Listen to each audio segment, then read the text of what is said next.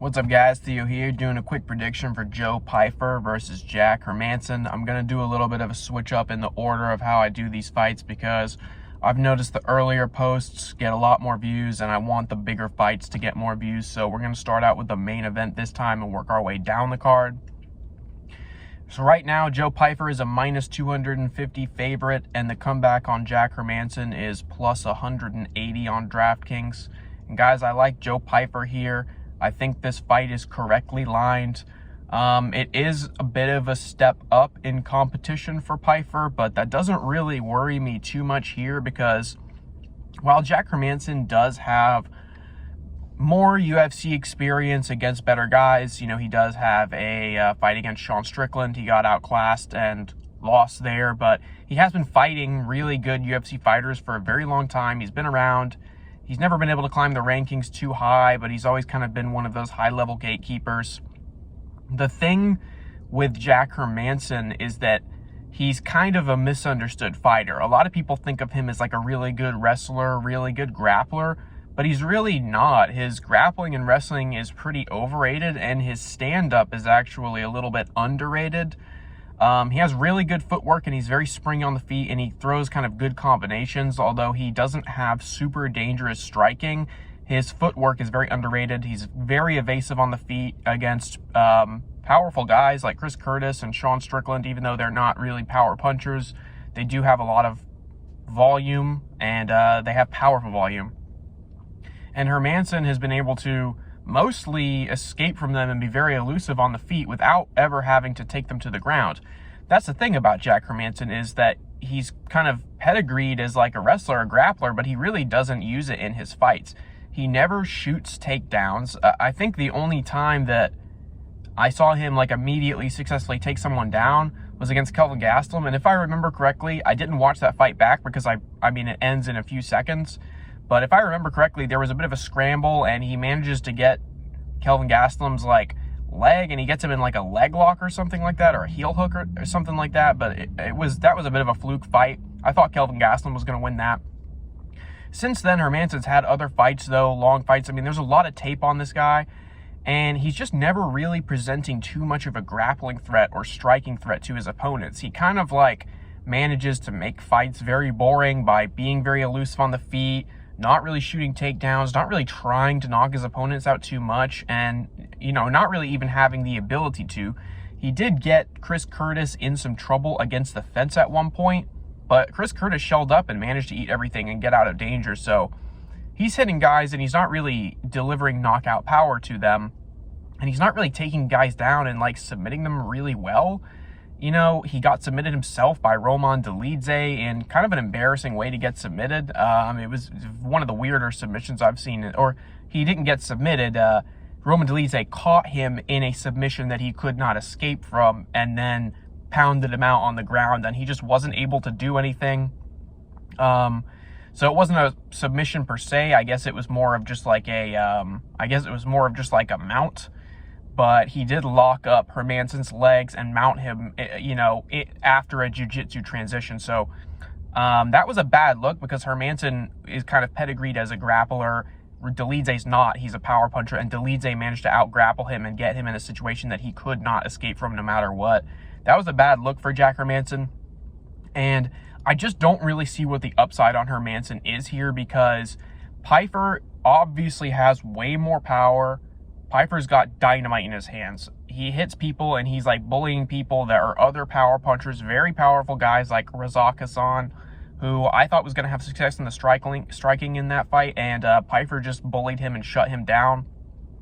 He finished Alan Amadovsky. He finished Gerald Meerschaert with strikes in the UFC, and he also beat Gerald Meerschaert in a grappling match, and he's had successes against other grapplers in grappling like Eric Anders. So this guy has solid grappling and solid wrestling, and he's got high fight IQ. Joe Pyfer, when you listen to him talk, you might be put off a little bit by his personality like I was initially, but you can't deny that this guy is doing everything right inside of the cage. His distance management, his pressure, I mean, he's like got magnetic pressure on these guys the entire time. He's in their face, he won't go away. And when he touches people, it just seems to like shut them down. You know, you really can't stand an exchange with this guy. It doesn't matter if you have power or you have a good chin.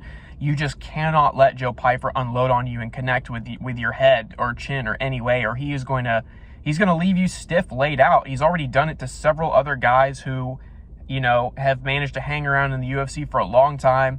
So this guy's got absolute fight-ending power, and you cannot let him land shots on you. And the thing is Jack Hermansson gets hit a lot in the exchanges with Sean Strickland. Sean Strickland like doubled up his significant strikes to the head, and Jack Hermansson didn't try to take him down, didn't really try to do anything. He just doesn't get out of the way. He's too willing to engage people on the feet, and that's why I say his striking is a little underrated. It's really his movement and his footwork. But the thing is, he gets pieced up a lot. He gets hit a lot, and you cannot get hit against Joe Pyfer. Joe Pyfer is going to leave you unconscious on the mat if you get into striking exchanges and you're not able to take him to the ground. But even if Hermansson takes him to the ground here, I don't think Hermansson's going to be able to submit him or put anything on him, because Pyfer has aggressive, powerful grappling, and he's very willing to pick people up, dump them on the ground. He's not afraid of getting in grappling transitions. He's not afraid of putting people against the fence. He's not afraid of putting people in submissions, and this guy has a killer squeeze. You can tell, I mean, alongside having fight-ending power, Pyfer has got a squeeze that if he gets on you, he'll choke you out before you have a chance to tap. So this guy is extremely dangerous, and he seems to really have a chip on his shoulder. He seems to really have some resentment in him for the world around him and how he grew up and whatnot. Just seems like a very hard-nosed street guy. And sometimes that kind of resentment and that kind of chip you have on your shoulder, that can cause you to do powerful things. That can be like a jet fuel that can propel you to heights that you didn't really initially think you were capable of. And I think that's what we're seeing right now. I think Joe Pyfer is burning that emotion like jet fuel, and I don't think it's going to go out until he becomes champion or moves to some higher level or something like that. He just seems like he wants to get people the hell out of there when he's fighting them, and he's very good at it. And his striking is almost reminiscent. If I didn't know better, I would say this guy is training with Trevor Whitman or something. To my knowledge, that's not the case. But if you look at the way Joe Pyfer fights, it's oddly similar to what you see from Trevor Whitman's athletes, particularly Rose Namajunas, which is odd to compare a male and a female's fighting stances and styles. But if you look at the way Pyfer fights, moves in and out with the wide stance and the good, powerful striking and the submissions, just kind of very calculated movement, it is very, very reminiscent of what Trevor Whitman's athletes do. Like Usman, you saw doing it a lot. Rose, you saw doing a lot, that trademark kind of like Trevor Whitman striking style. I'm curious if someone in Philly at the gym he's working at is like, is kind of like taking cues from Trevor Whitman or something like that, because his stance and the way he strikes and his timing is very, very reminiscent of what you see like Usman, Rose, and Gaethje doing, and they've been having a ton of success with the striking lately. So I'm curious if they're doing a bit of reverse engineering of the tape that they're seeing for Trevor Whitman's athletes, because I like everything that I'm seeing from him on the feet so far. I think Rose is one of my favorite strikers. When she does show up and looks great, her striking and movement is just very calculated, and you know, they cover distance very quickly. It's just very good. It's very nice to see a fighter doing that in the octagon, because we've seen it be so successful. We've seen people become champions off of it. And I just can't find a reason to pick Jack Hermansson here as an underdog, even though he does have more UFC experience. I think Pyfer is going to knock him out probably in the later rounds, or submit him even. I think it's possible. I don't know if Hermansson has been submitted in the UFC off the top of my head, but if someone can do it, I do believe it's someone like Pyfer, who just has power and a crazy squeeze. Pyfer's got the kind of squeeze that he gets people in guillotines and they're getting in trouble, and that's not typical in the UFC. So give me Joe Pyfer here. I think this fight is lined correctly, even though he is a large favorite. I would feel comfortable parlaying him or betting him straight. I probably will not, because it is a big step up in competition, and I kind of want to see how he handles Jack Hermansson. And then maybe we will start betting straight on him, because I do like everything I'm seeing from him inside the octagon. So Joe Pyfer is the pick, guys. Keep it locked in. More picks coming this week.